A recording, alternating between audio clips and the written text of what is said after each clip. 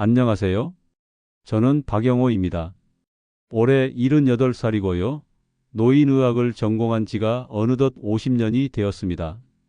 참 긴 시간이었습니다. 제 평생의 시간을 노인 환자분들과 함께 보내며 수많은 잠 못 이루는 밤들을 지켜봤습니다. 새벽 2시, 3시에 병실을 돌 때마다 뒤척이고 계신 어르신들이 계셨습니다. 또다리에 쥐가 나서 비명을 지르시는 분들도 많았습니다. 처음에는 그저 나이 들어 생기는 자연스러운 불편이라고 생각했습니다. 누구나 나이 들면 잠이 줄어든다고들 하지 않습니까? 다리에 쥐도 흔한 일이라고 여겼습니다. 그런데 시간이 흐르고 깊이 연구하면서 또 제 몸으로 직접 겪으면서 알게 되었습니다. 불면증과 근육 경련 뒤에는 단순한 피로가 아닌 아주 중요한 비밀이 숨어 있었다는 사실을 말입니다. 바로 마그네슘 결핍이었습니다. 저 역시 오랜 기간 불면증으로 시달렸습니다. 새벽 2시가 되면 눈이 떠졌습니다. 3시, 4시가 되도록 천장만 바라보다가 결국 아침 햇살을 맞이한 적이 한두 번이 아닙니다. 환자분들을 돌봐야 하는 의사로서 그 고통은 이루 말할 수 없었습니다. 또 한 가정의 가장으로서 가족들 앞에서 피곤한 얼굴을 보이는 것이 너무 괴로웠습니다. 그런데 말입니다. 일본의 95살 현역 의사에게서 배운 단 하나의 비밀이 제 삶을 완전히 바꿔놓았습니다. 그분은 다카하시 교수님이셨는데요. 도쿄의 한 학회에서 우연히 만나게 되었습니다. 교수님은 95살의 나이에도 매일 병원에 출근하시고 환자를 보시는 분이었습니다. 저는 교수님께 여쭤봤습니다. 어떻게 그 나이에도 그렇게 건강하시고 활력이 넘치시는지 말입니다. 교수님은 웃으시면서 이렇게 말씀하셨습니다. 비밀은 따로 없다고요. 다만 마그네슘을 올바른 시간에 올바른 방법으로 먹는다는 것이었습니다. 그때만 해도 저는 반신반의했습니다. 마그네슘 같은 흔한 영양제가 그렇게 대단한 효과가 있을까 싶었습니다. 하지만 교수님의 설명을 듣고 직접 실천해 보면서 제 생각이 완전히 바뀌었습니다. 오늘 이 영상을 통해 그 비밀을 여러분께 나누려 합니다. 불면증과 다리쥐 그리고 마그네슘 섭취의 진짜 타이밍과 방법을 알게 된다면 여러분의 노후 건강은 완전히 달라질 수 있습니다. 이 이야기가 도움이 되신다면 구독과 좋아요로 함께 해주세요. 여러분의 건강한 노후를 응원합니다. 그리고 지금 이 영상을 어디서 보고 계신가요? 댓글에 남겨주시면 제가 직접 답글로 인사드리겠습니다. 마그네슘이라는 이름을 들어보셨을 겁니다. 약국에 가면 흔하게 볼 수 있는 영양제이기도 하고요. 그런데 많은 분들이 마그네슘이 정확히 우리 몸에서 어떤 역할을 하는지 모릅니다. 그냥 뼈 건강에 좋다더라, 변비에 좋다더라 하는 정도만 알고 계십니다. 하지만 마그네슘은 그보다 훨씬 더 중요한 역할을 합니다. 마그네슘은 우리 몸에서 300가지 이상의 효소 반응에 관여하는 필수 미네랄입니다. 300가지라는 숫자가 실감이 안 나실 수도 있는데요. 쉽게 말씀드리면 우리 몸에서 일어나는 거의 모든 중요한 생명 활동에 마그네슘이 필요하다는 뜻입니다. 단순히 뼈 건강에만 필요한 것이 아닙니다. 신경을 안정시키고 근육을 이완시키고 혈압을 조절하고 혈당의 균형을 맞추는 일까지 모두 마그네슘에 달려 있습니다. 특히 수면과 깊은 관련이 있습니다. 2012년 미국 애리조나 대학교에서 진행한 연구 결과를 보면 아주 흥미롭습니다. 마그네슘을 꾸준히 섭취한 노인 그룹의 수면 질이 평균 27%나 개선되었다는 결과가 나왔습니다. 단순히 잠드는 시간이 빨라진 것만이 아니라 깊은 잠을 자는 시간이 늘어났고 중간에 깨는 횟수도 줄어들었습니다. 왜 그럴까요? 마그네슘은 우리 뇌에서 가바라는 신경 전달 물질의 활동을 돕습니다. 가바는 뇌를 진정시키고 이완시키는 역할을 하는데요. 마그네슘이 부족하면 가바가 제대로 작동하지 못합니다. 그러면 뇌가 과도하게 흥분한 상태로 유지되고 잠들기가 어려워집니다. 하버드 의과대학에서 2018년에 발표한 보고서도 주목할 만합니다. 이 보고서에 따르면 마그네슘 부족 상태에서는 불면증만이 아니라 불안 증상과 심장, 부정맥의 위험도 급격히 증가한다고 합니다. 실제로 제가 진료실에서 만난 많은 어르신들이 가슴 두근거림을 호소하셨는데요. 검사를 해보면 심각한 심장 질환은 없었습니다. 하지만 혈액 검사를 해보면 마그네슘 수치가 낮았습니다. 근육 경련, 특히 다리 쥐와도 직접적인 관련이 있습니다. 마그네슘은 근육의 수축과 이완을 조절하는 핵심 미네랄입니다. 마그네슘이 부족하면 근육이 과도하게 수축하고 제대로 이완되지 못합니다. 그래서 자다가 갑자기 종아리에 쥐가 나는 겁니다. 특히 밤에 잘 때 쥐가 나는 이유는 밤에 혈액순환이 느려지면서 마그네슘의 공급이 더욱 부족해지기 때문입니다. 그런데 여기서 정말 놀라운 사실이 있습니다. 우리나라 60세 이상 시니어의 10명 중 7명이 마그네슘 부족 상태라는 서울대병원 2021년 연구 결과가 있습니다. 70%입니다. 더 안타까운 것은 이분들 대부분이 자신이 마그네슘 부족이라는 사실조차 모르고 계신다는 점입니다. 왜 이런 일이 벌어질까요? 여러 가지 이유가 있습니다. 첫째, 나이가 들면서 소화 흡수 능력이 떨어집니다. 둘째, 현대인의 식단 자체가 마그네슘이 부족합니다. 셋째, 스트레스와 약물 복용입니다. 스트레스를 받으면 몸에서 마그네슘이 빠르게 소모됩니다. 또한 혈압약이나 이뇨제 같은 약물도 마그네슘 배출을 증가시킵니다. 그렇다면 마그네슘을 먹으면 되지 않느냐고 생각하실 겁니다. 맞습니다. 하지만 여기에 함정이 있습니다. 대부분의 분들이 마그네슘을 섭취하고 있음에도 불구하고 효과를 못 보는 경우가 많다는 것입니다. 왜일까요? 바로 잘못된 시간과 잘못된 방식 때문입니다. 마그네슘은 공복이 아니라 반드시 저녁 식사 후 30분에 섭취해야 합니다. 왜 저녁 식사 후일까요? 음식이 마그네슘을 감싸서 위벽을 보호하고 흡수를 3배나 높여주기 때문입니다. 또한 저녁에 먹으면 밤 동안 마그네슘이 작용하면서 근육을 이완시키고 신경을 안정시켜 깊은 잠을 잘 수 있게 도와줍니다. 여기서 정말 중요한 주의사항을 말씀드리겠습니다. 절대로 공복에 마그네슘을 복용하지 마십시오. 공복에 먹으면 속쓰림이 생기고 구토가 나올 수 있으며 심한 경우 이염까지 유발할 수 있습니다. 또 한 번에 400mg 이상을 먹는 것도 금물입니다. 우리 몸은 200mg 이상을 한 번에 흡수하지 못합니다. 마그네슘의 형태도 중요합니다. 약국에서 흔히 볼 수 있는 산화 마그네슘은 가격은 저렴하지만 흡수율이 4%밖에 되지 않습니다. 그래서 글리시네이트 형태나 말레이트 형태를 선택하셔야 합니다. 이 형태들은 흡수율이 30에서 40%로 훨씬 높고 위장 장애도 적습니다. 몇 해 전 일입니다. 정확히는 2019년 가을이었습니다. 제 진료실 문을 두드린 한 분이 계셨습니다. 75살 이정수님이었습니다. 정수님이 진료실에 들어오실 때의 모습이 지금도 생생합니다. 얼굴은 창백했고 눈 밑에는 짙은 다크서클이 드리워져 있었습니다. 정수님은 제게 이렇게 말씀하셨습니다. 선생님, 저는 30년 넘게 불면증과 다리 쥐로 고통받아 왔다고요. 30년입니다. 정수님의 40대부터 70대까지의 모든 밤이 고통이었다는 뜻입니다. 밤마다 2~3시간밖에 주무시지 못했고 겨우 잠들면 새벽 2시쯤 다리에 쥐가 나서 깹니다. 그러면 다시 잠들지 못하고 아침을 맞이합니다. 더 안타까운 것은 정수님이 그동안 아무런 노력도 하지 않은 것이 아니라는 점입니다. 병원도 여러 곳을 다녔고 수면제도 먹어봤습니다.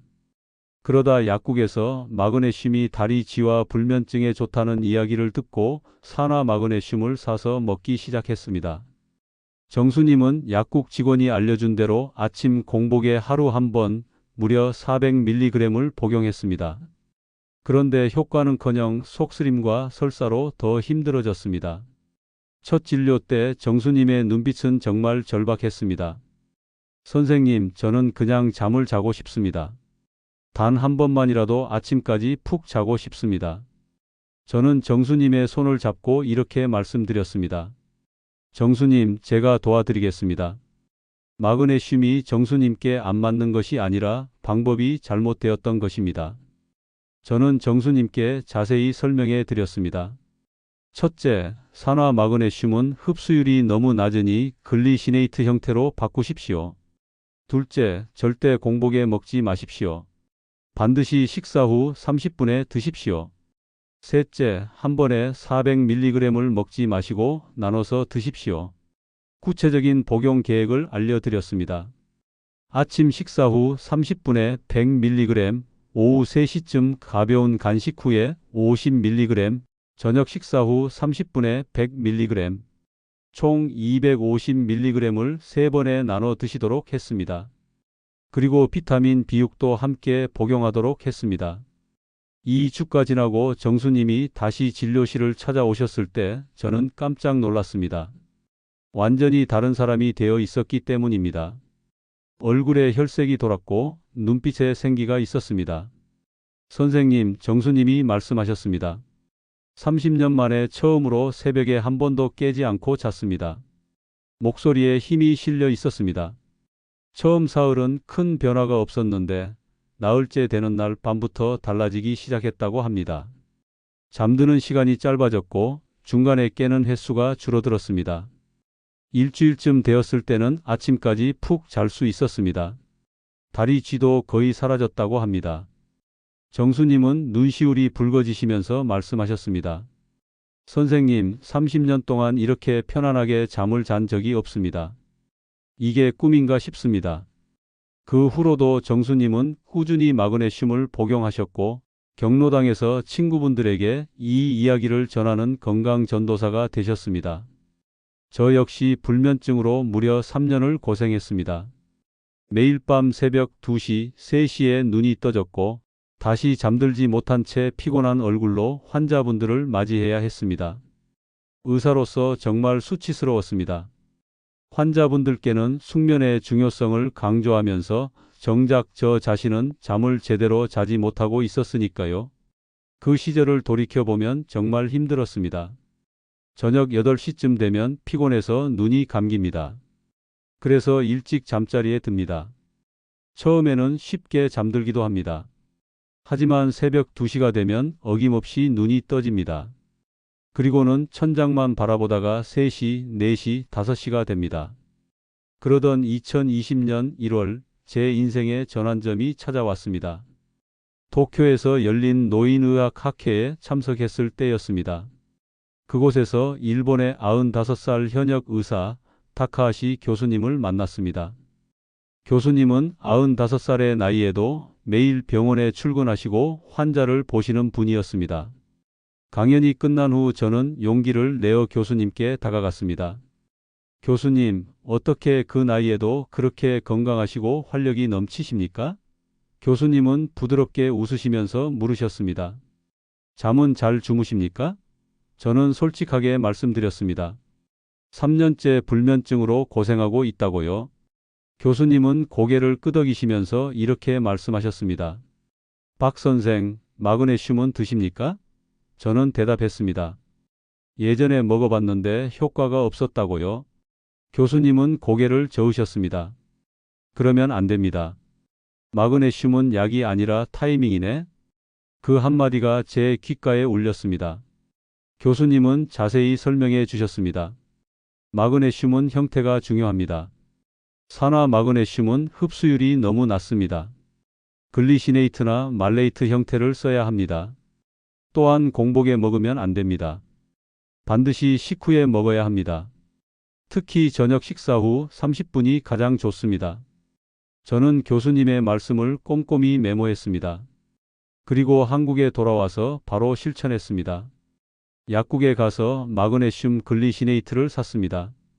아침 식사 후 30분에 100mg, 저녁 식사 후 30분에 100mg을 먹기 시작했습니다. 처음 3일은 별 변화가 없었습니다. 여전히 새벽에 눈이 떠졌습니다. 조금 실망했습니다. 하지만 교수님 말씀을 믿고 계속 먹었습니다. 나흘째 되는 날 밤 변화가 시작되었습니다. 새벽 2시에 눈이 떠졌는데 다시 잠들 수 있었습니다. 일주일쯤 되었을 때는 밤 11시에 잠들어서 아침 6시까지 한 번도 깨지 않고 잤습니다. 3년 만에 찾아온 꿈 같은 숙면이었습니다. 그 후로 제 일상은 완전히 달라졌습니다. 낮에 졸리지 않았습니다. 환자분들과 상담할 때 집중력이 높아졌습니다. 동료 의사들이 말했습니다. 박 선생님, 요즘 얼굴이 좋아 보이세요. 아내가 제일 먼저 알아챘습니다. 여보, 얼굴이 완전히 달라졌어요. 3년 만에 처음 보는 표정이에요. 석 달이 지나자 더 많은 변화가 있었습니다. 체중이 3kg 늘었습니다. 잘 먹고 잘 자니 건강한 체중이 돌아온 것입니다. 혈압도 안정되었습니다. 이전에는 140에 90을 오르내렸는데 이제는 120에 80을 유지했습니다. 가장 놀라운 것은 제 정신 건강이었습니다. 우울감이 사라졌습니다. 아침에 눈을 뜰 때 하루가 기대되었습니다. 저는 이 경험을 통해 깨달았습니다. 건강은 작은 것에서 시작된다는 것을요. 마그네슘이라는 흔한 영양제 하나가 제 인생을 바꿨습니다. 하지만 중요한 것은 마그네슘 자체가 아니라 올바른 방법이었습니다. 보충제만큼 중요한 것이 바로 식습관입니다. 마그네슘이 풍부한 음식에는 어떤 것들이 있을까요? 먼저 견과류입니다. 아몬드 열 알에는 80mg의 마그네슘이 들어 있습니다. 호박씨 한 줌에는 무려 150mg의 마그네슘이 들어 있습니다. 과일 중에는 바나나가 대표적입니다. 바나나 한 개에는 30mg이 있습니다. 채소 중에서는 녹색 잎채소가 최고입니다. 시금치 한 컵에는 150mg의 마그네슘이 들어 있습니다. 콩류도 훌륭한 마그네슘 공급원입니다. 두부 반 모에는 70mg이 들어 있습니다. 곡물도 중요합니다. 현미 한 공기에는 80mg이 있습니다. 이런 음식들을 하루 3끼에 적절히 곁들이면 보충제와 더불어 최적의 효과를 누릴 수 있습니다. 예를 들어 저녁 식사에 현미밥, 시금치 나물, 두부, 된장국, 고등어 구이를 드신다면 약 300mg의 마그네슘을 섭취할 수 있습니다. 하지만 조리 방법이 중요합니다. 마그네슘은 물에 잘 녹는 성질이 있습니다. 채소를 오래 삶거나 데치면 마그네슘이 물에 빠져나갑니다. 그래서 채소는 가능한 한 생으로 먹거나 짧게 데쳐 먹거나 찜으로 먹는 것이 좋습니다. 마그네슘을 갉아먹는 음식도 있습니다. 탄산음료의 인산, 알코올, 지나친 설탕과 가공식품, 그리고 짠 음식이 대표적입니다. 특히 시니어분들은 나트륨 섭취에 민감하기 때문에 국과 찌개는 반드시 싱겁게 드셔야 합니다. 커피나 홍차 같은 카페인 음료도 마그네슘 배출을 증가시킵니다. 하루에 커피 3잔 이상을 마시면 약 30mg의 마그네슘이 추가로 빠져나갑니다. 물도 중요합니다. 하루에 미지근한 물을 8잔 이상 드십시오. 약 1.5리터에서 2리터 정도입니다. 마그네슘은 물에 녹아야 흡수되기 때문입니다. 물을 충분히 마시지 않으면 마그네슘을 아무리 많이 먹어도 흡수가 잘 안 됩니다. 운동도 마그네슘 흡수에 도움이 됩니다. 적당한 운동은 혈액순환을 촉진해서 마그네슘이 세포로 잘 전달되게 합니다. 하루 30분 정도 걷기 운동을 하시면 좋습니다. 다만 과도한 운동은 오히려 마그네슘을 소모시킵니다. 땀으로 마그네슘이 빠져나가기 때문입니다.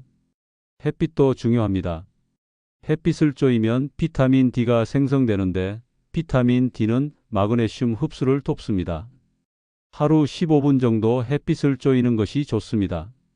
오전 10시에서 오후 3시 사이에 햇빛이 가장 효과적입니다. 스트레스 관리도 중요합니다. 스트레스를 받으면 코르티솔이라는 스트레스 호르몬이 분비되는데 이것이 마그네슘을 빠르게 소모시킵니다.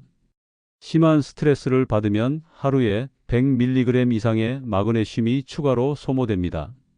명상이나 심호흡도 도움이 됩니다. 하루 10분 정도 조용히 앉아서 깊게 숨을 쉬십시오. 수면 환경도 중요합니다. 침실은 어둡고 시원하고 조용해야 합니다. 실내 온도는 18도에서 20도 정도가 적당합니다. 커튼을 쳐서 빛을 차단하십시오.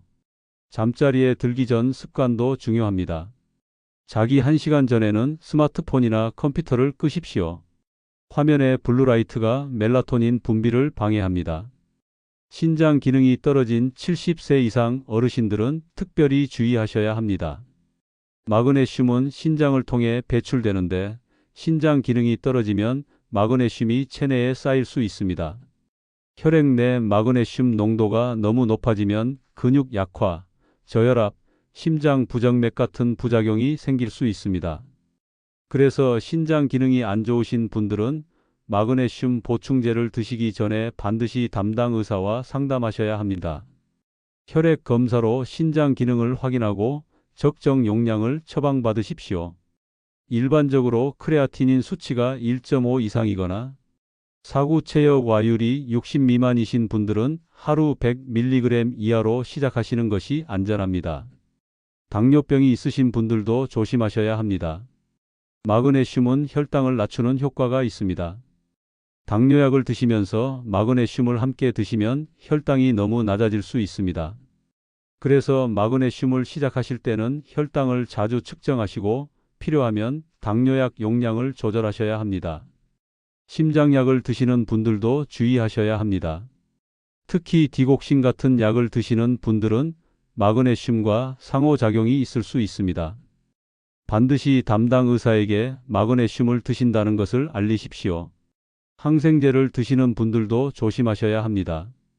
항생제를 드실 때는 마그네슘과 최소 4시간 간격을 두어야 합니다.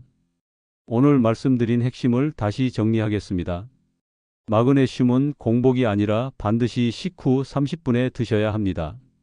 하루 권장량은 250에서 300mg 두세 번에 나눠 복용하세요. 글리시네이트나 말레이트 형태가 가장 안전하고 효과적입니다. 비타민 B6과 함께하면 효과가 배가 됩니다. 음식으로도 꾸준히 보충하고 커피와 칼슘, 탄산음료와는 시간차를 두어야 합니다. 저는 오랜 시간 환자분들을 돌보면서 깨달았습니다. 건강은 돈으로 살 수 없지만 작은 습관 하나로 충분히 지킬 수 있다는 사실을요. 불면증으로 고통받는 밤이 이제는 따뜻한 휴식의 시간이 되기를 바랍니다. 다리 쥐로 비명을 지르던 새벽이 평온한 숙면의 시간이 되기를 바랍니다. 제가 만난 수많은 환자분들이 이 방법으로 삶이 변화했습니다. 이정수님처럼 30년 고통에서 벗어난 분들이 계십니다. 저처럼 3년간의 불면증에서 해방된 의사도 있습니다. 이것은 특별한 사람들만의 이야기가 아닙니다. 올바른 방법만 안다면 누구나 경험할 수 있는 변화입니다. 마그네슘은 마법의 약이 아닙니다. 우리 몸에 꼭 필요한 필수 영양소일 뿐입니다. 하지만 그것을 어떻게 섭취하느냐에 따라 결과가 완전히 달라집니다. 같은 마그네슘이라도 산화 마그네슘과 글리시네이트는 다릅니다. 공복에 먹는 것과 식후에 먹는 것은 다릅니다. 한 번에 많이 먹는 것과 나눠 먹는 것은 다릅니다. 여러분께서 지금 겪고 계신 불면증, 다리쥐, 피로감이 단순히 나이 탓만은 아닐 수 있습니다. 마그네슘 결핍이라는 숨은 원인이 있을 수 있습니다. 하지만 이제 여러분은 해결 방법을 알게 되셨습니다. 올바른 형태의 마그네슘을 올바른 시간에 올바른 방법으로 섭취하는 것입니다. 물론 개인차가 있습니다. 어떤 분은 일주일 만에 효과를 보시고 어떤 분은 한 달이 걸릴 수도 있습니다. 중요한 것은 포기하지 않고 꾸준히 실천하는 것입니다. 또한 마그네슘만으로 모든 것이 해결되지는 않습니다.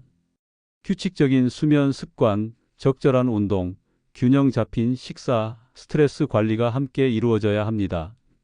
마그네슘은 이 모든 것을 돕는 중요한 열쇠일 뿐입니다. 여러분의 건강 상태에 따라 주의해야 할 점도 있습니다. 신장 기능이 떨어진 분, 특정 약물을 복용하는 분들은 반드시 의사와 상담하십시오. 안전이 최우선입니다. 내일 저녁부터 작은 습관 하나만 바꿔보세요. 저녁 식사를 마치시고 30분 후에 마그네슘 글리시네이트 100mg을 드셔보세요. 미지근한 물 한 잔과 함께 천천히 삼키세요. 그리고 편안한 마음으로 잠자리에 드세요. 처음 며칠은 변화가 없을 수도 있습니다. 하지만 포기하지 마시고 일주일, 2주를 계속해 보세요. 그 작은 변화가 여러분의 노후 건강을 완전히 달라지게 할 수 있습니다.